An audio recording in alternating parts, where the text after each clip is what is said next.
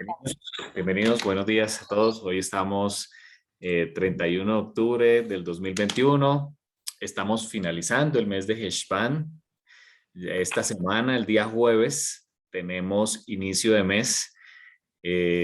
Así que les estaremos enviando el mensaje de recordatorio. Como sabemos, el inicio de mes es una fecha muy importante de acuerdo a la Torá, dado que es un momento donde el santuario se abría, el templo se abría, había una bendición especial, había un momento en que también había perdón de pecados, es un nuevo comienzo, así como la luna se renueva, también el Señor espera que nuestros corazones se renueven.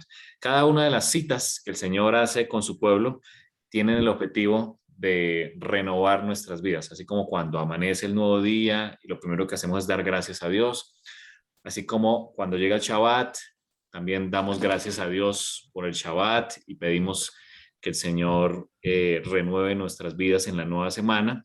También en el inicio de mes hacemos lo mismo. Es un momento de regocijo. En Israel era un momento de congregación y vemos que la promesa del Señor en Isaías, cuando estemos en el milenio mesiánico, es que también, y también en la tierra renovada, por supuesto, es que nos reuniremos tanto de inicio de mes delante del Señor como también en el Shabbat. Así que es un momento muy especial, el inicio de mes este jueves en la noche para congregarnos, renovar nuestras vidas. Queremos decirles a todos que nosotros somos estudiantes de Torah. Eso quiere decir que nosotros estamos en progreso, estamos en el progreso del estudio de la escritura. Nosotros no somos dogmáticos ni queremos establecer doctrinas entre ustedes, no es nuestro objetivo. La doctrina es la Biblia. Creemos firmemente que cuando o un grupo de personas, una denominación, una religión, etcétera, establece dogmas o doctrinas eh, o establece credos, eso hace que se coarte o se cierre la puerta en que podamos ir descubriendo todas las maravillas que el Señor quiere descubrirnos. Así que es importante que siempre mantengamos nuestra mente abierta. Nosotros estamos siempre abiertos a que el Señor nos muestre en las escrituras su voluntad y ese es el objetivo de este grupo. Así que lo que decimos aquí es una luz en progreso, como la Biblia, misma Biblia lo muestra, que es una luz que va desde el alba hasta que se hace mediodía. Ese es el objetivo que tenemos nosotros, no imponer, no se trata de imponer ninguna doctrina, sino que aprendamos de que nos deleitemos en la escritura y traigamos esa lección para nuestra vida. Hoy Jairito nos va a acompañar con el estudio del capítulo número 2 de Juan. Jairito tiene un estudio muy interesante del capítulo 2 de Juan que nos compartió y nos pareció muy interesante todo lo que el Señor le ha mostrado y por eso lo invitamos aquí. Jairito es un gran amigo con quien compartimos, con quien hemos aprendido también bastante. Eh, eh, con quien pues también esperamos seguir aprendiendo bastante. Voy primero a hacer la oración y le doy paso a Jairito para arrancar en esta mañana. Vamos a orar. Te damos gracias, Señor, Dios Todopoderoso, que estás en los cielos. Gracias, Abba, porque nos das el privilegio de abrir la escritura, Señor. Porque la escritura es como la lluvia que sentimos físicamente, por lo menos en esta parte del país, que riega, Señor, la tierra y hace brotar la tierra. Gracias, Señor, por la lluvia. Que tu palabra nos transforme, Señor. Pido en este momento, Señor, que abras el entendimiento de cada persona que está aquí. Y más que el entendimiento, Señor, que seamos transformados, Señor. Hay debilidades en nuestro carácter, hay flaquezas o pecados en los que caemos como seres humanos, Señor. Te pedimos, Señor, que tu palabra nos transforme. Pedimos el Espíritu, tu Espíritu, para que seamos renovados. Así como la luna se renueva esta semana, que nuestra mente sea renovada, Señor. Rompe el corazón de piedra y danos un corazón de carne, Señor. Pido, Señor, por cada una de las personas que hacen parte de los estudiantes de Torá, por las necesidades y las familias. En especial, Señor, seguimos orando por el papá de Jairito, para que tú le des fortaleza en esta dificultad de salud. Señor, le des la paz, le des tranquilidad y, Señor, hagas tu voluntad, Señor. Si le prolongas más días en su vida, Señor, te damos la honra y la gloria a ti, Señor, y que sean días conforme a tu voluntad, y si es tu voluntad, que sean días en salud, Señor. Oramos también por el problema legal del familiar de Janetcita. Pedimos, Señor, que intervengas con tu poder, que hagas tu voluntad, así como en el Padre Nuestro oramos, que se haga tu voluntad en el cielo y en la tierra. También, Señor, pedimos en este caso en particular que se haga tu voluntad. Oramos, Señor, también aquí por nuestros amigos, Darly, Diego, por el pequeño Ian, por Cecilia. Pedimos tu bendición en sus necesidades, en sus vidas, en cada uno de sus planes, Señor. También, obviamente, por Natalia, que nos acompaña aquí. Bendícela, a su novio, todos sus planes que hay en el porvenir, que sean de acuerdo a tu voluntad, Señor. También están nuestras familias, mis papás, mis hermanos, mis suegros, Señor. Pedimos también tu bendición sobre nuestras familias. También nos acompaña aquí Jessica, su mamá, oramos por ellas, las necesidades que hayan, sus vidas, Señor, las dejamos en tus manos. Tenemos una necesidad familiar por el cliente de Juan Carlos. Pedimos, Señor, sanidad. Así como Adonai se presenta como el Dios sanador y Yeshua mismo, que fue el Mesías enviado, sanó simplemente cuando dio su palabra o con un toque. Pedimos, Señor, también un toque de tu mano, de tu palabra que es sanadora, Señor. También pedimos por la familia de Quique para que sigas dando fortaleza y la esperanza de la resurrección por la pérdida del ser querido, Señor. Y también, Señor, por nuestros estudiantes de Torá, por Enriquito, Joanita, que hoy no están aquí, por Luis, por Paulita, que siempre nos acompaña en diferido desde Australia, bendícela a ella, a su esposo, en este caminar también de las raíces hebreas, bendícela, Señor. Y a todos nuestros amigos, los dejamos en tus manos, Señor. Gracias, Padre, porque podemos presentar nuestras vidas. Te alabamos, Señor. Te exaltamos en este día y pedimos tu espíritu. En el nombre de tu Hijo Yeshua. Amén. Amén. Bienvenido, Jairito. El tiempo es tuyo y bendiciones en el desarrollo del tema. Bueno, muchas gracias. Agradezco mucho esta oportunidad, pero antes que quiero empezar a hacer esta presentación, quisiera decirles que esta es la continuación básicamente de los dos estudios que ya ha hecho Javier y Laurita sobre el libro de Juan, el capítulo 1.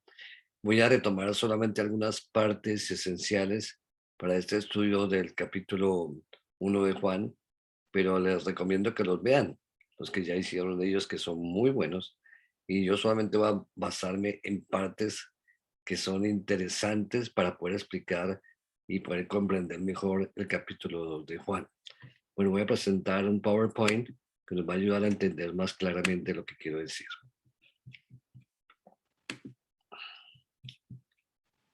Tal como ustedes ven acá, dice las dos bodas.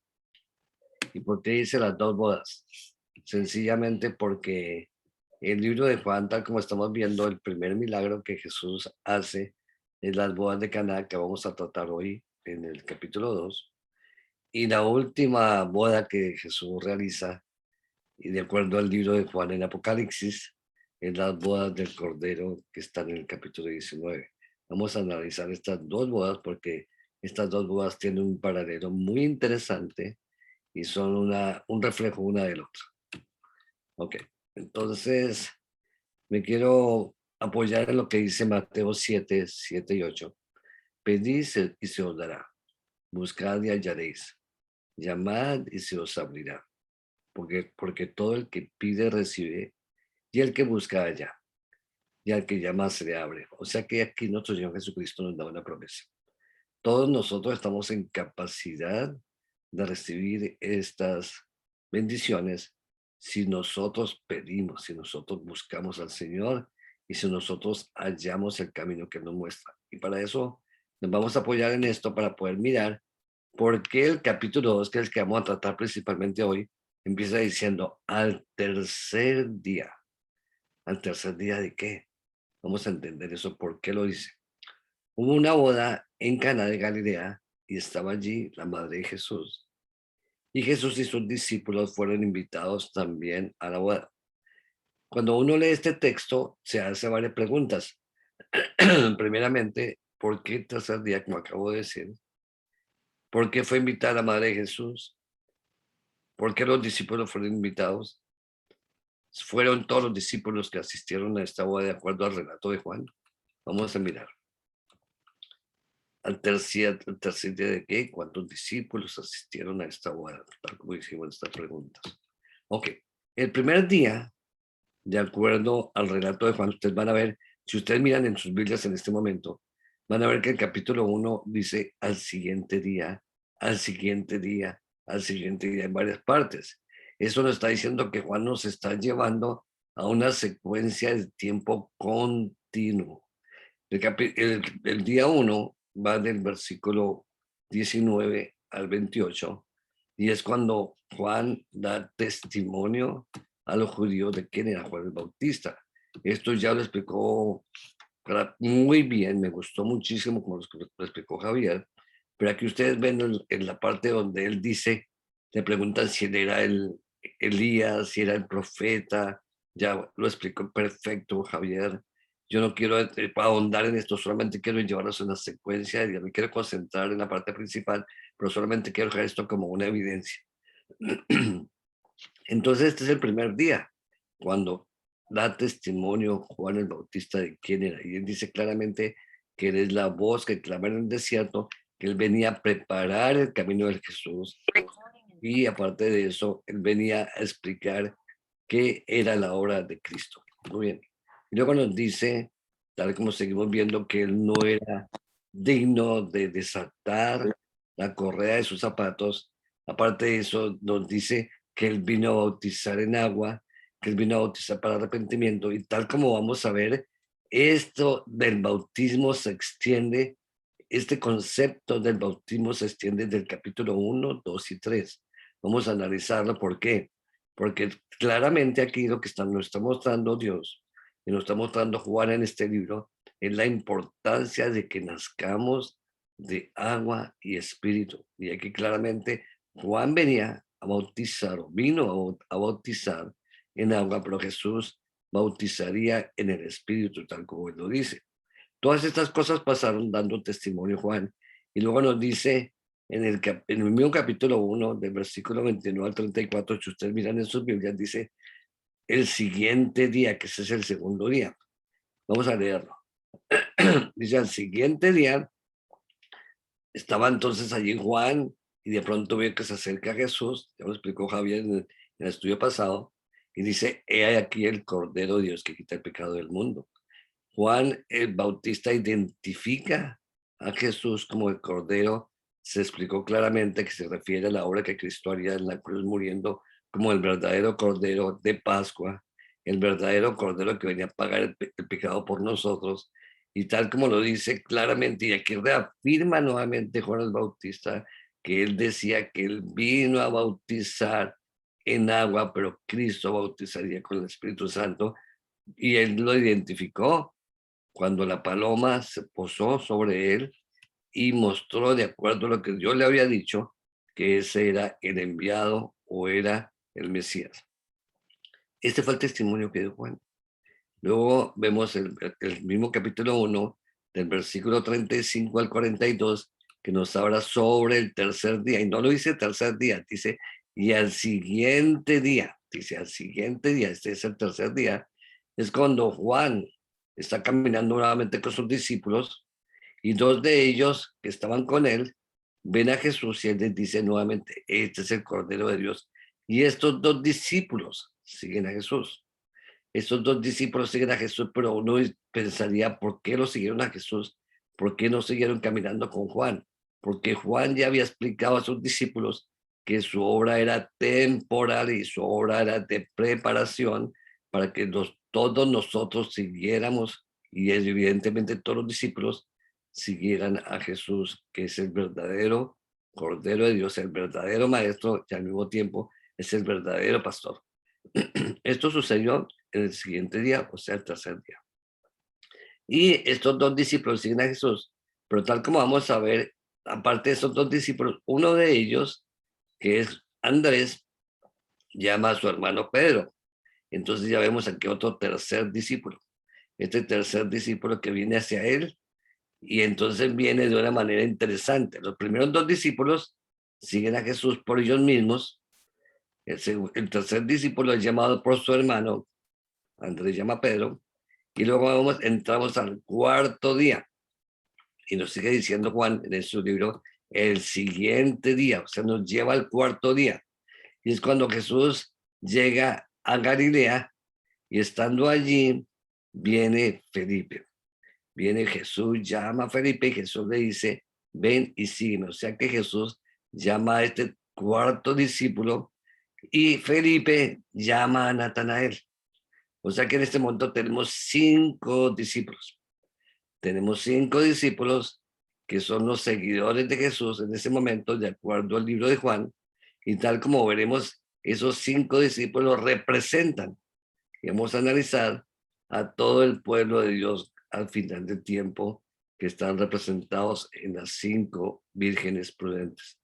Vamos a seguir analizando esto. Esta parte, como lo explicó Javier, no quiero andar, como dije ya varias veces, sino lo dejo para que ustedes vean los videos de Javier complementando lo que estoy diciendo.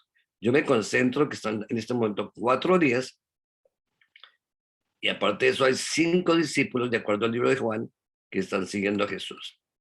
Ok, ahora vemos aquí cuando Andrés y nuevamente Natanael se encuentra con Jesús, y Jesús le dice que él es, le dice que eres un verdadero israelita, y aparte de eso Jesús es identificado por él como el rabí, o sea, el maestro, o sea, el hijo de Dios o el Mesías. Entonces tenemos, de acuerdo a lo que hemos visto hasta este momento, 4 días, de acuerdo al libro de Juan, y luego en el capítulo 2 nos empieza diciendo ya el tercer día. O sea que las bodas de Caná se celebran ¿cuándo? Se celebran un séptimo día. Es importante porque esto, porque de acuerdo al libro de Juan, nosotros podemos ver de que él sigue secuencias de tiempo. Y no solamente es que sigue secuencias de tiempo, sino que nos indica también cómo nosotros podemos entender la manera correcta en que Dios trabaja el tiempo y las secuencias de días, años y milenios. Bueno, tenemos entonces los 5 discípulos. Esos 5 discípulos, de acuerdo a lo que podemos identificar, son Juan, Andrés, Pedro, Felipe y Natanael. Ahora, las bodas se celebró un séptimo día, tal como estamos viendo. Jesús con sus 5 discípulos fueron invitados a la boda. Ahora, la boda del Cordero se celebrará, la boda del Cordero se celebrará de acuerdo al capítulo 20 en un séptimo milenio. Jesús con sus 5 vírgenes prudentes. Vamos a ver el capítulo 25 y vamos a entender que los 5 discípulos representan a las 5 vírgenes que son prudentes, que definitivamente son los que representan al pueblo de Dios.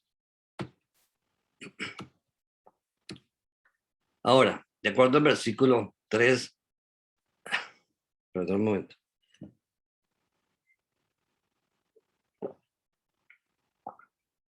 De acuerdo al versículo 3, el capítulo 2, dice, faltaba el vino.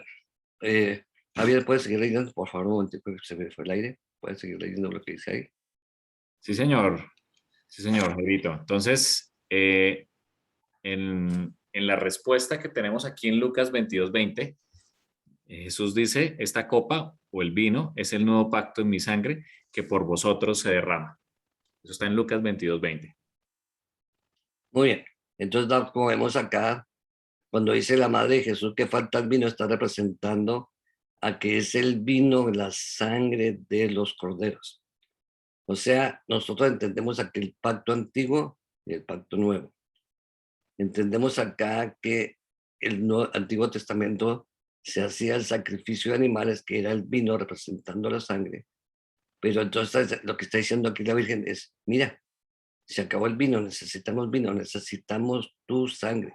Y vamos a mirar cómo es que le contesta Jesús. Le dice, ¿qué tienes conmigo, mujer? Aún no ha llegado mi hora. ¿Por qué? Porque Jesús sabía que su hora tenía que llegar, y tal como lo dice en Juan capítulo 12, versículo 27, cuando llegó la hora, Jesús se sentó a la mesa con sus discípulos y dijo, ahora mi corazón está turbado. ¿Qué diré, Padre, sálvame de esta hora? No, por eso mismo he llegado a esta hora. Jesús sabía que tenía una hora fijada, porque todo en la hora de Dios está fijado en horas precisas.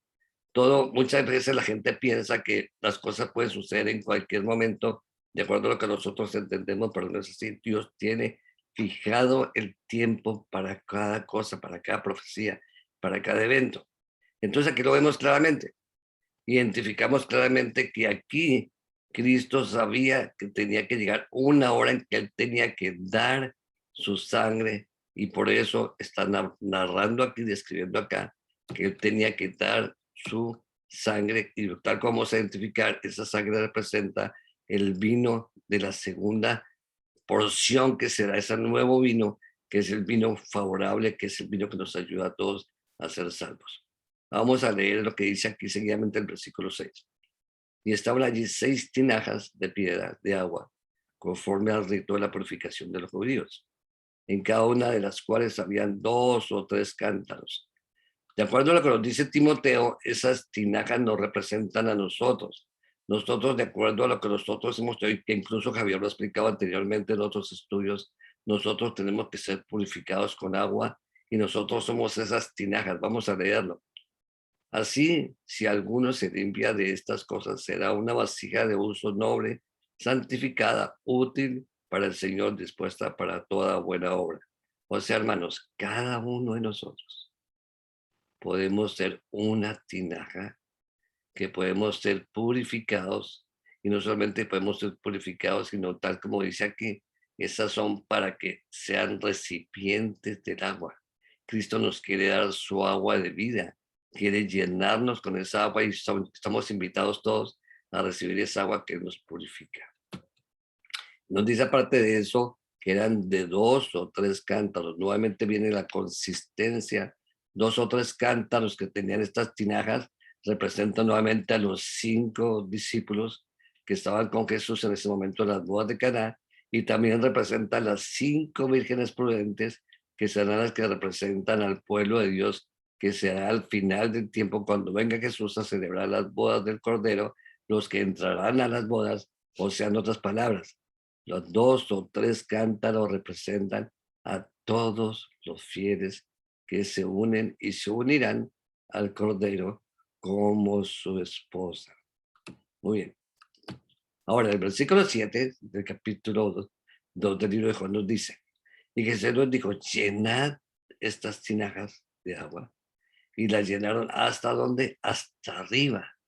Esto es importantísimo. ¿Por qué? Porque vamos a analizar que ya seguramente Javier en la siguiente semana nos va a explicar el capítulo 3 de Juan, cuando Jesús se encuentra con Nicodemo y Jesús le dice, te aseguro que el que no nace de agua y espíritu no puede entrar en el reino de Dios. ¿Por qué? Todos tenemos que ser llenados de agua, de esa agua pura que Cristo nos ofrece. ¿Y cuándo sucede esto? En el bautismo. Es importante que los que no se hayan bautizado en la forma correcta que se debe hacer, lo hagan. O sea, que seamos llenados de agua, completamente sumergidos en el agua, enterrados en el agua, para que luego al salir del agua resucitemos y nazcamos de nuevo, tal como lo explica Jesús, que nacemos de agua y espíritu, para que cuando salgamos del agua seamos no solamente limpios, sino que estemos limpios en el sentido espiritual también. Por eso somos tinajas, hermanos. Todos estamos vacíos. Todos necesitamos el agua de Cristo para ser purificados, primeramente, como hizo Juan el Bautista, en agua, y segundo, con el bautismo del Espíritu Santo que nos da Jesús. Ok. Entonces, dice el versículo 8, dijo, sacad ahora y llevadlo al maestresala, y se lo llevaron.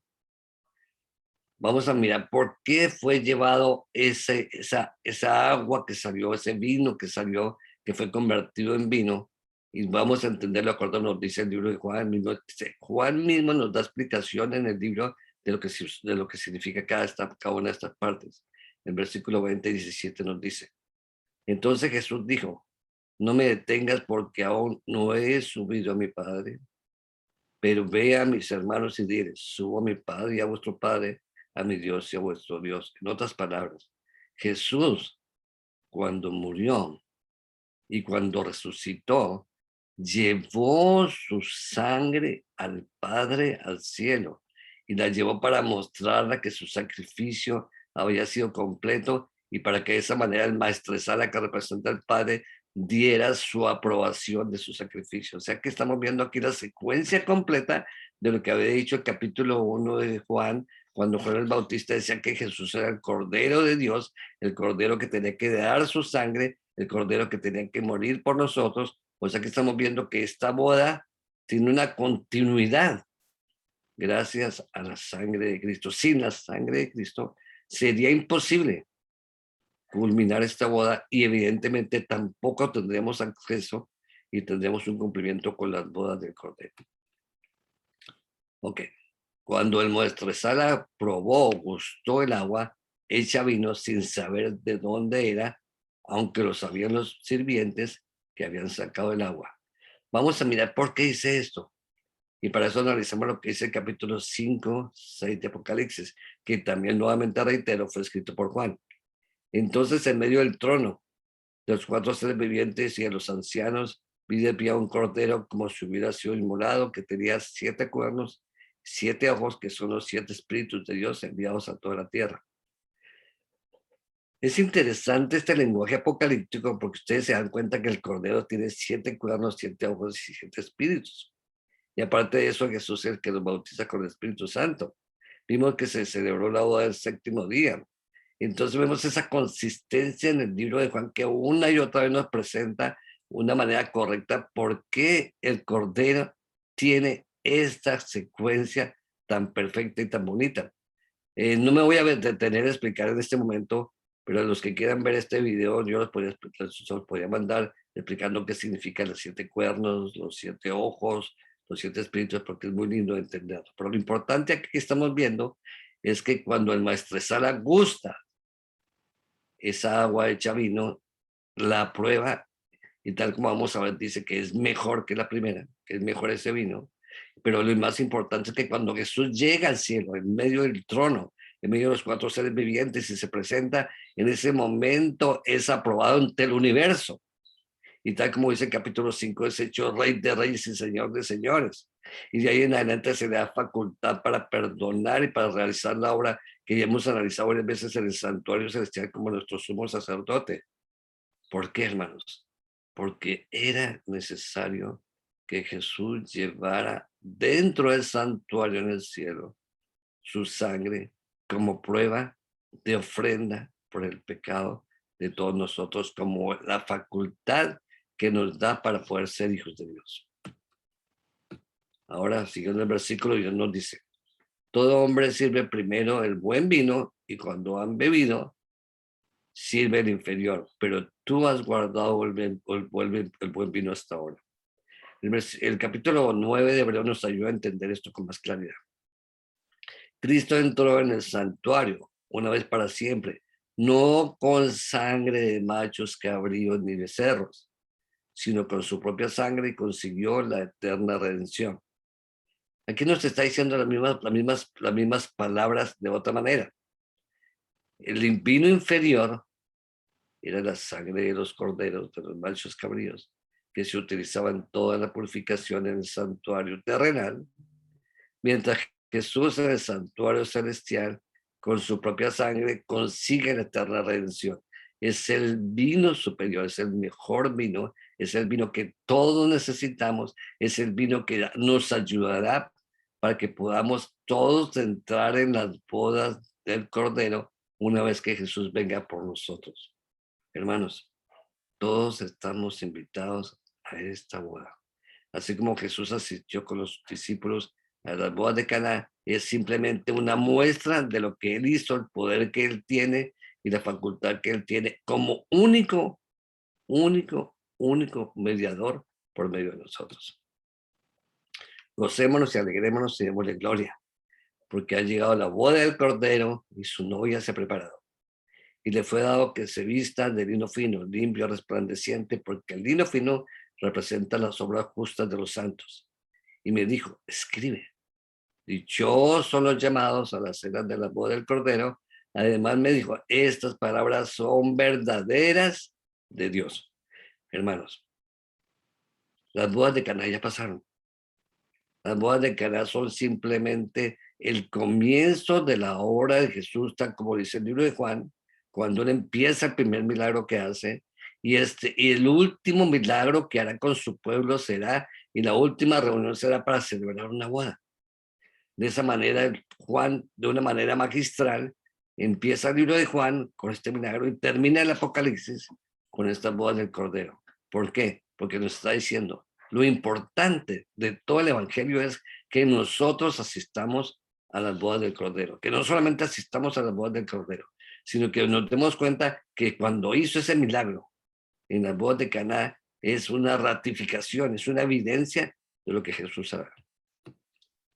Ahora, ¿cuáles son estas obras justas de los santos? ¿Cuáles son estas obras justas que nos dan la facultad de ser llamados hijos de Dios?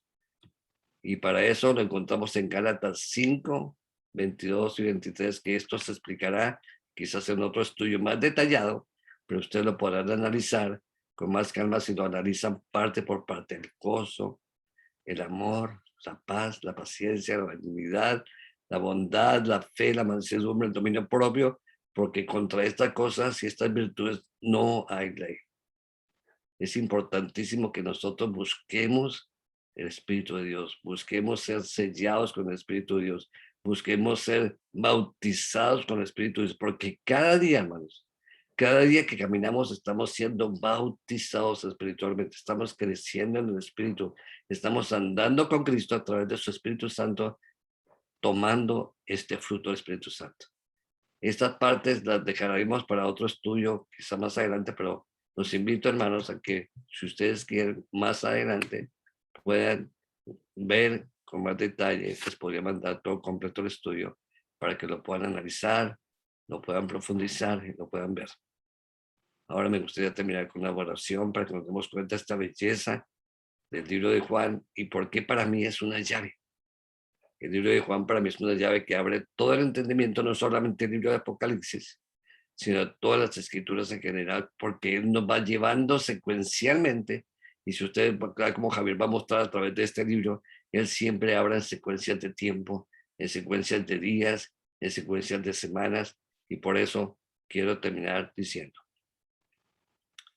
el séptimo día que habrá acá, que se celebrará la Navidad, se celebró la boda de Canaán, representa el séptimo milenio, cuando se celebrará la boda del Cordero y se empezará el milenio sabático cuando Cristo venga por cada uno de nosotros.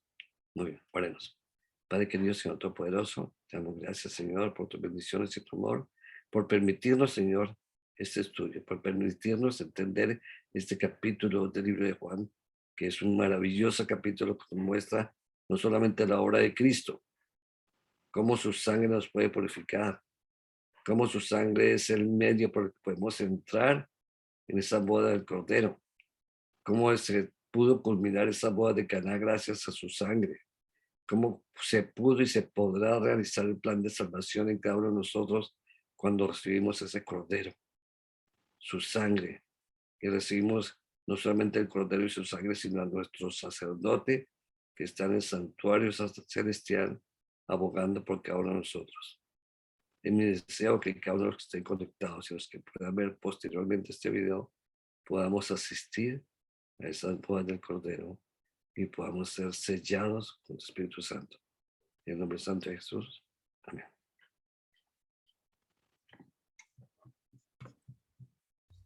Jairito, muchas gracias. Muchas gracias por compartirnos este interesante tema. Jairito también lo tiene grabado, ya lo envió también al grupo y ahí lo pueden encontrar, esta interesante comparación entre esta boda que se celebró y, las bodas del Cordero. Quisiera terminar con una conclusión, un comparativo para dar paso a las preguntas o inquietudes que se tengan en el día de hoy. Y es precisamente con el texto que leyó Jairito de Hebreos 9:13.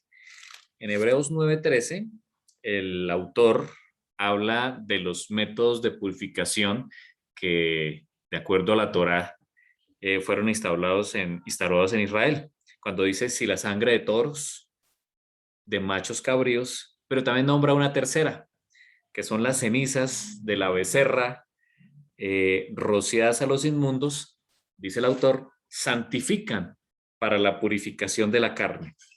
¿Cuánto más, dice el autor, la sangre del Mesías, el cual mediante el Espíritu Eterno se ofreció a sí mismo sin mancha, como eran estos animales, sin mancha a Dios, limpiará vuestras conciencias de obras muertas para que sirváis al Dios vivo?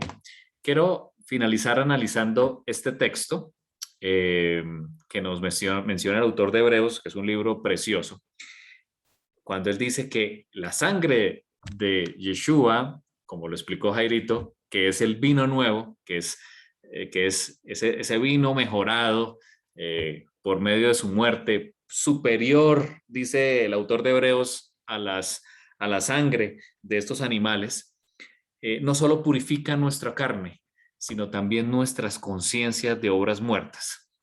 Y quiero llevarlos al espectro o lo que estaba pensando el autor en ese momento. En Números 19, hemos hablado de este tema anteriormente, se nombra precisamente esas cenizas de la becerra que Hebreos habla, la becerra roja o la vaca roja, y hay una conexión con Juan 2 que quiero llegar allí ya para dar esta conclusión. En Números capítulo 19 se nos muestra que el Señor dejó el método para purificar la carne, que es lo que Hebreo está hablando. A través de estos animales se purificaba la carne. Y es lo siguiente, cuando alguna persona tocaba un cadáver, tocaba algo muerto, debía purificarse. ¿Durante cuánto? Durante 7 días, muy acorde al tema de hoy. Durante 7 días debía hacer la purificación. ¿Cómo se hacía esa purificación? La persona que tocaba algún cadáver, pues no podía acercarse al santuario, eso lo hemos visto anteriormente a través de la Torá. Dice la escritura que al tercer día, eso está en Números 19, capítulo 12, Números 19, 12, ahí está el proceso. El 11 dice, el que tocare cadáver de cualquier persona será inmundo 7 días. Fíjense, 7 días será inmundo. Y versículo 12 dice que al tercer día se purificará con aquella agua. Ya les voy a mencionar cuál agua, que está muy relacionado con Juan 2. Y al séptimo día será limpio. Si al tercer día no se purifica, o sea, no se lava la persona con esa agua, no será limpio al séptimo día. ¿De dónde sale esa agua? Bueno, se trata de una vaca roja, que es uno de los 3 símbolos más mesiánicos que tiene la Torá en el sistema de sacrificios. Ya lo vimos anteriormente. El primero es el Cordero de la Pascua, que Juan lo mencionó, ya lo vimos allí en el estudio anterior. Juan mencionó al Cordero Pascual. El Cordero de la Pascua es un símbolo totalmente mesiánico y más que Yeshua muere en el día de Pascua. El segundo son los machos cabríos de expiación, que son los que cargan el pecado del pueblo. El macho cabrío de expiación es, por supuesto, un símbolo mesiánico. Isaías dice que Yeshua carga el pecado sobre él de todos, y así lo hizo cuando muere y lleva la sangre al santuario celestial. Pero el tercer símbolo mesiánico que yo me quiero referir en esta conclusión es a la becerra roja o a la vaca roja, que es un símbolo totalmente mesiánico. El pueblo de Israel se le ordenó en este capítulo 19 de Números que debían sacrificar una vaca roja por supuesto, sin tacha, un animal sin tacha. Era una becerra porque era un animal joven y debían sacrificarla fuera de la ciudad. Debían sacrificarla fuera de la ciudad.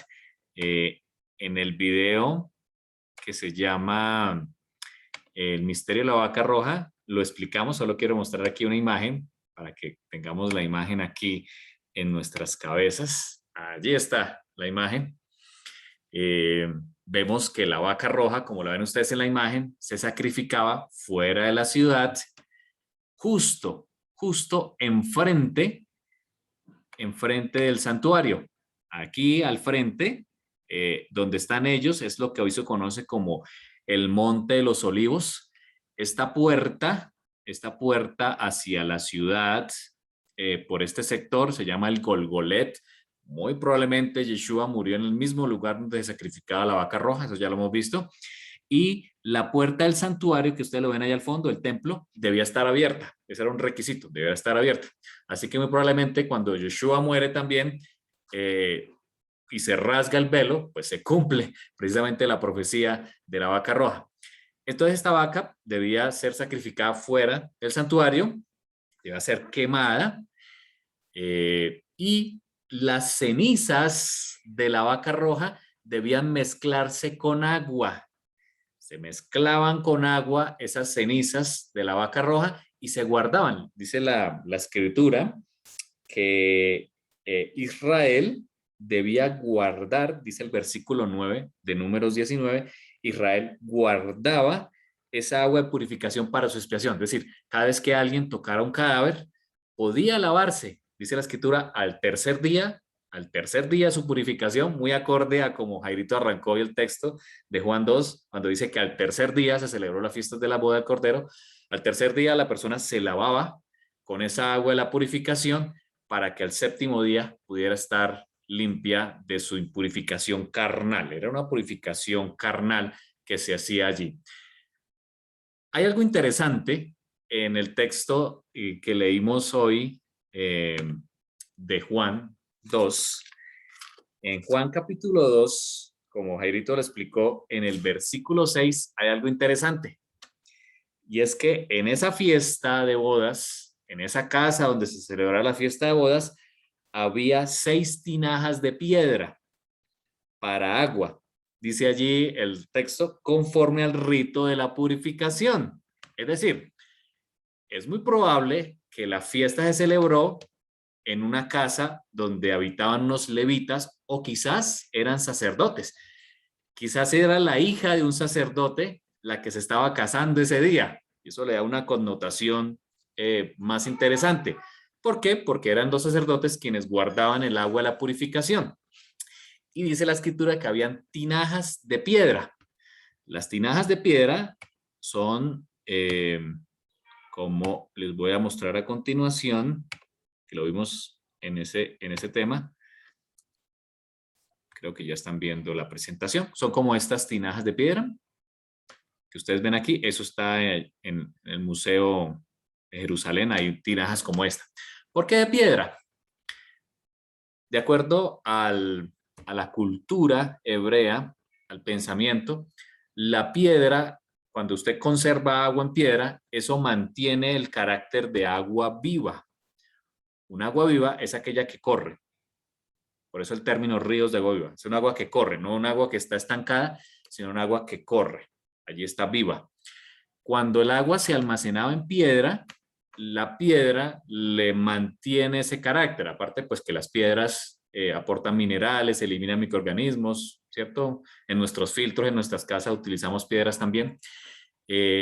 La piedra mantiene el agua con características vivas y muy probablemente algunas de estas tinajas que muestran aquí que eran de 2 o 3 cántaros, o sea, más o menos 40 litros o un poco más, o 60 litros le cabían a cada una de estas tinajas, se guardaba el agua de la purificación, o sea, el agua mezclada con cenizas de la vaca roja se guardaba en estas tinajas. Y la escritura dice que en esa boda habían 6 tinajas, que ya Jairito nos explicó, muy interesante el tema de las 6 tinajas de piedra, que representan la historia de la humanidad, los 6 milenios, y las tinajas que somos nosotros. Se guardaban allí. No sabemos si esas tinajas tenían algo del agua de la purificación. Es probable que tuvieran alguna parte del agua porque allí se guardaban y su objetivo era para que fueran para la purificación. Ahora imaginemos el contexto. Yeshua le pide a los que servían que llenen esas tinajas que estaban destinadas para el agua de la purificación. O sea, solamente allí se podía guardar el agua mezclada con cenizas. Es decir, las cenizas que purifican la carne más el agua. Una mezcla de lo que hace Yeshua junto con el Espíritu. Se guardaba allí.